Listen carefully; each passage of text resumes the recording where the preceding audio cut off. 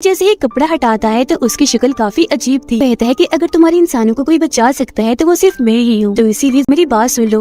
Film की शुरुआत होती है मॉस्को शहर की एक होटल को दिखाने से, जहाँ पर एक लड़का ओलेग अपनी नई दोस्त के साथ बातें कर रहा था। अपनी तारीफ करते हुए बता रहा था कि मैं एक आर्मी ऑफिसर हूँ, मेरे पास बहुत पैसा है। ये सुनकर उसकी दोस्त काफी मुतासिर होती है। ये कुछ वक्त और साथ गुजारती है और जल्द शादी करने का फैसला करती है। खैर एक जगह एक प्लेन अभी उड़ान भरता ही है कि तभी अचानक उसका इंजन काम करना बंद कर देता है। सभी लाइट्स बंद हो गई थी, जिसके बाद प्लेन भी सीधा आके जमीन पर गिरता है। यहाँ पता चलता है कि न सिर्फ ये प्लेन बल्कि पूरी दुनिया के हालात अचानक खराब हो गए हैं। बिजली से चलने वाली चीजों ने काम करना बंद कर दिया है। सारी लाइट्स धीरे धीरे करके बंद हो जाती है और पूरी दुनिया ब्लैकआउट हो जाती है। मतलब लाइट ना होने से अंधेरा छा गया। लेकिन पूरी दुनिया में अभी भी कुछ जगह ऐसी थी जहाँ पर बिजली मौजूद थी, जिनमें एक मॉस्को शहर भी था। मॉस्को शहर में टीवी पर चल रही खबरों में बताया जाता है कि हमारा राब्ता पूरी दुनिया से कट गया है। किसी को भी कुछ पता नहीं चल रहा था कि शहर के बाहर के हालात कैसे हैं, और न ही बाहर वालों को पता था कि उनके शहर में अभी बिजली है। ओलेग भी खबर देख रहा था। उसे लगता है कि शायद ये टेररिस्ट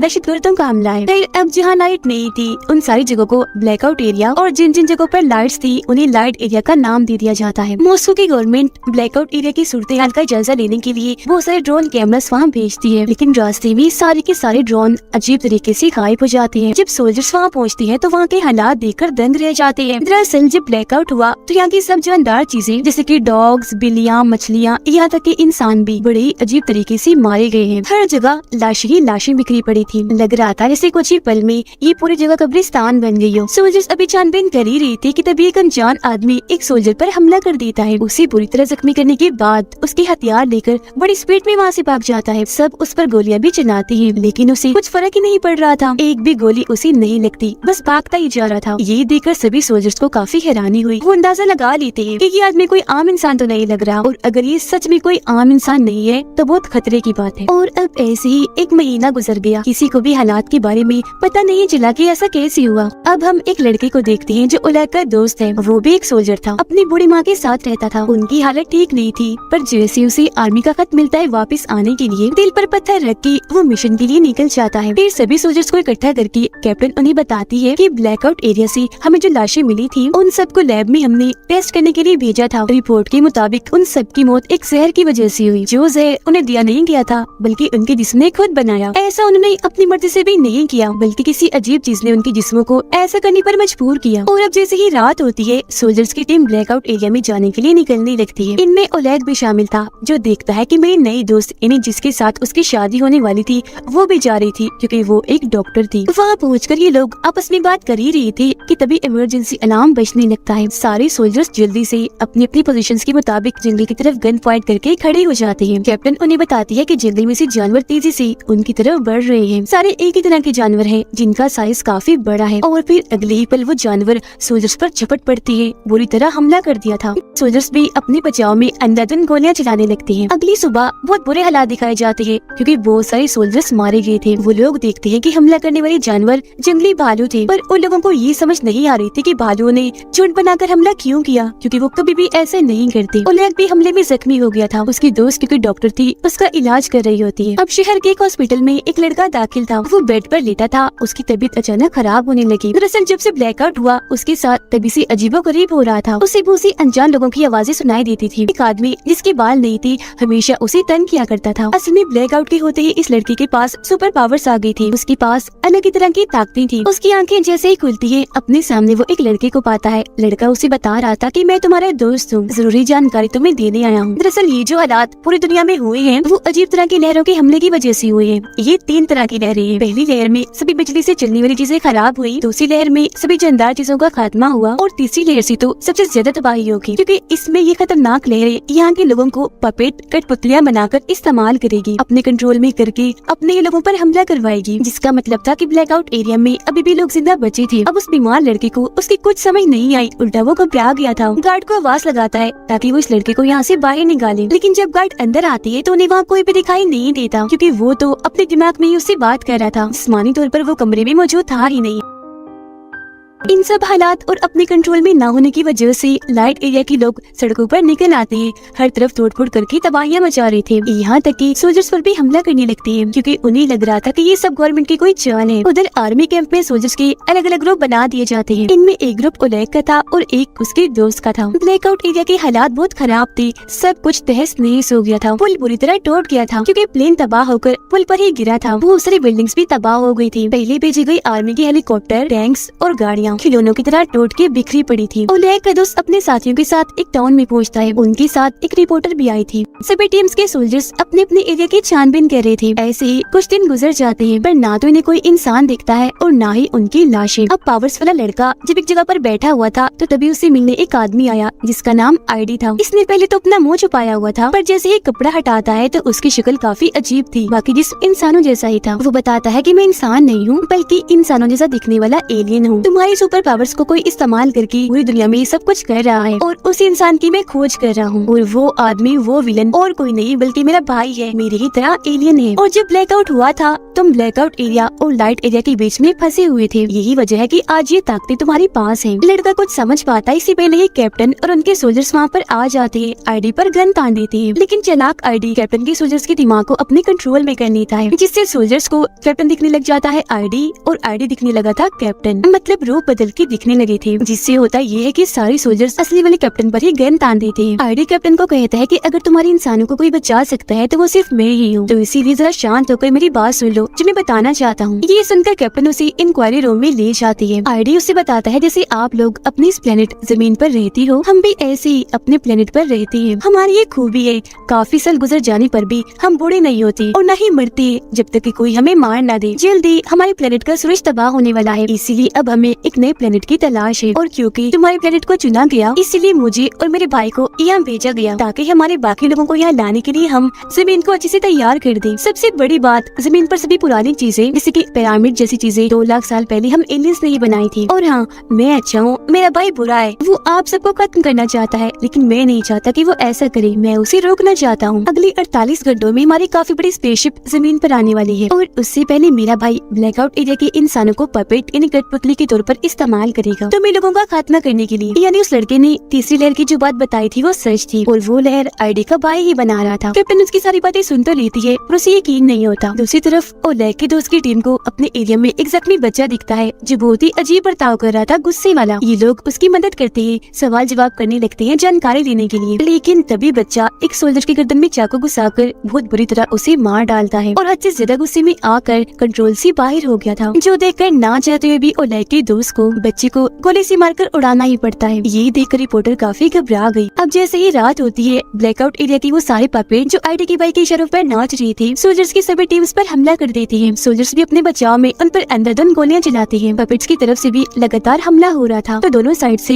एक काफी बड़ी जंग छिड़ जाती है। ओलेग के दोस्त के बहुत सारे लोग मारे गए थे। मदद के लिए वो आर्मी कैंप की तरफ गन चलाता है। उसके अलावा सोल्जर्स के 2 और ग्रुप ने फ्लेयर गन चलाई, जो देखकर आर्मी कैंप वाले बेचारे परेशान हो जाते हैं कि अब हम किसकी मदद को जाएं। इस सारी सूरत हाल के बारे में जैसे कैप्टन को बताया जाता है उसे यकीन हो जाता है कि आईडी सच बोल रहा है क्योंकि उसकी बातें सच साबित हो रही थी। कैप्टन के पास और कोई रास्ता नहीं था तो आईडी की मदद लेने के लिए वो राजी हो जाती है।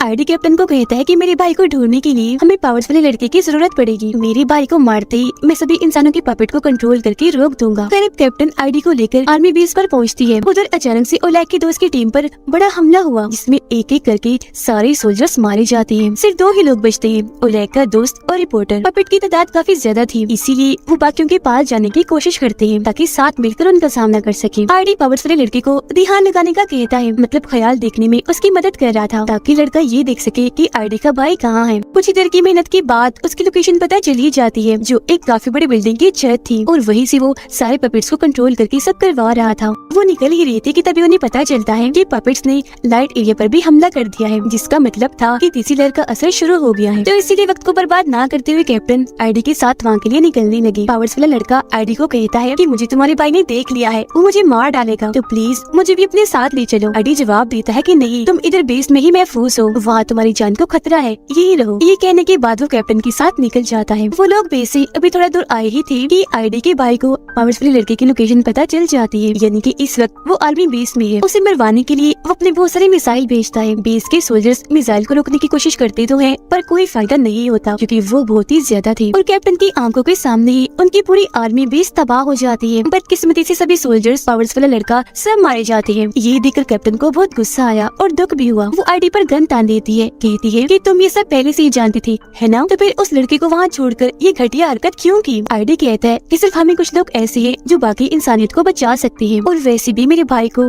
पावर्स वाले लड़के की लोकेशन पता चल ही जानी थी, और अगर हम उसे साथ रखते तो अब तक हम भी मारे गए होते। इसीलिए मजबूरन मुझे ये कदम उठाना पड़ा। अगली सुबह ओलेग को अपना दोस्त और रिपोर्टर मिल जाते हैं। एक दूसरे को जिंदा पाकर दोनों बहुत खुश थे, गले मिलते हैं। बाद में कैप्टन भी अपने सोल्जर्स के साथ यहाँ उनके साथ शामिल हो गई, और अब वक्त को बर्बाद ना करते हुए ये सभी उस बिल्डिंग के लिए निकल जाते हैं जहाँ पर आईडी का भाई सब पपेट्स को कंट्रोल कर रहा था। लेकिन रास्ते में वो पपेट्स इनका रास्ता रोकने की कोशिश करते हैं। सोल्जर्स उनकी जान की परवाह ना करते हुए टैंक से उन्हें मारते हुए कुचलते हुए आगे बढ़ते जा रहे थे। वो भी इन पर हमला कर देते हैं और इनके बीच काफी बड़ी जंग छिड़ जाती है। कुछ पपेट्स तो अपने ऊपर बॉम्ब बांधकर सोल्जर्स पर गिर रहे थे ताकि अपने साथ साथ उन्हें भी उड़ा दे, पर सोल्जर्स बड़ी मुश्किल से उनसे बचते बचाते बिल्डिंग तक पहुँच जाते हैं। आईडी कुछ सोल्जर्स को लेकर बिल्डिंग की छत पर जाने लगता है, जबकि बहुत सारे सोल्जर्स नीचे ही रुक गए थे पपेट्स का मुकाबला करने के लिए। जिसके बाद आखिरकार ओलेग के दोस्त और आईडी का सामना उसके भाई से हो ही जाता है। ओलेग का दोस्त आईडी के भाई पर हमला करने के लिए आगे बढ़ता है, पर वो एक ही झटके में उठाकर उसे दूर फेंक देता है। फिर आईडी जाता है अपने भाई का सामना करने के लिए। दोनों भाइयों के बीच जबरदस्त लड़ाई शुरू हो जाती है। दोनों ही कम नहीं थे, एक दूसरे से बढ़कर ही थे, बराबर टक्कर दे रहे थे। मुक्के मारने से उनके हाथों से चिंगारियां निकल रही थी।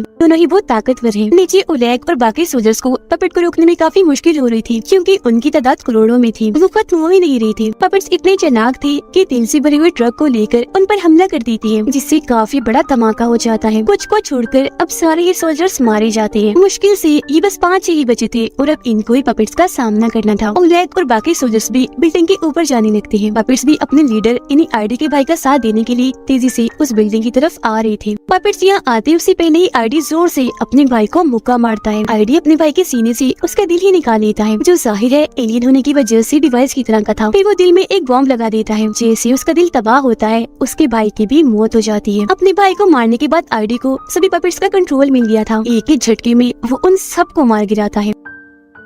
अब वो सारे लोग जो जिंदा बचे थे इस जंग में जीत तो गए थे, पर उन्हें कोई खुशी नहीं थी क्योंकि वो जंग ही ऐसी थी जो जिंदा बचे थे, जबकि करोड़ों की तादाद में बेगुनाह लोग सड़कों पर मरे पड़े थे। कीड़े मकोड़ों की तरह पूरी ही दुनिया का दिल हिला देने वाला सीन था। आईडी इन सबको बताता है कि इंसानों में प्यार और रहम नहीं है। तुम बहुत ही खुदगर्ज हो, सिर्फ अपने बारे में ही सोचते हो। यही वजह है कि मेरा भाई तुम सबको मारना चाहता था ताकि एलियंस यहाँ सुकून से रह सके, लेकिन मेरा मकसद कुछ और ही था। और अब यहाँ वो सबसे बड़ा राज खोलता है कि मैं इंसानों की मदद इसलिए करना चाहता था ताकि इंसान मुझे अपना मसीहा समझ ले, यहाँ तक कि अपना गॉड ही समझने लगे। तब लड़का गुस्से में आईडी से कहता है कि तुम सब कुछ पहले से ही जानती थी, तो फिर ब्लैकआउट होने से क्यों नहीं रोका? आईडी जवाब देता है कि अगर मैं वो रोक देता तो किसी के भी दिल में मौत का डर ना होता, मेरी बात का कोई भी यकीन ना करता। और वैसे भी तुम लोग काफी हो आबादी बढ़ाने के लिए, जिन सबका मसीहा गॉड मैं हूँ। अगर बाकी लोग मर भी गए तो मुझे परवाह नहीं। जिसका मतलब था कि ये भी अच्छा नहीं है। शुरू से अब तक ये बस अपना ही फायदा देखता आ रहा है। ये सुनकर सब लोगों को बहुत गुस्सा आने लगा। ओलेग की दोस्त तो उस पर गन ही तान देती है। तब ओलेग का दूसरे दोस्त उसे ये कहते हुए मना कर देता है कि गन नीचे करो, इसके जैसे लाखों आ रही है, इसे मारोगी तो उन बाकियों को कैसे रोकोगी? इसका जिंदा रहना बहुत जरूरी है। वो बात कर ही रही थी कि तभी लड़का चाकू से आईडी पर हमला कर देता है, लेकिन आईडी को ये बात पता चल गई थी। उसने लड़के के दिमाग को कंट्रोल में किया, जिससे उसने आईडी की बजाय कैप्टन को चाकू मार दिया और इस तरह से वो भी मारी गई, क्योंकि यहाँ भी उसने अपना रूप बदलने वाला जादू किया था। ओलेग को काफी गुस्सा आ गया। वो आईडी को मारने के लिए जैसे आगे बढ़ता है, उसका दोस्त ऐसा करने से मना कर देता है। दोनों की बहस हो गई, जो बढ़ती बढ़ती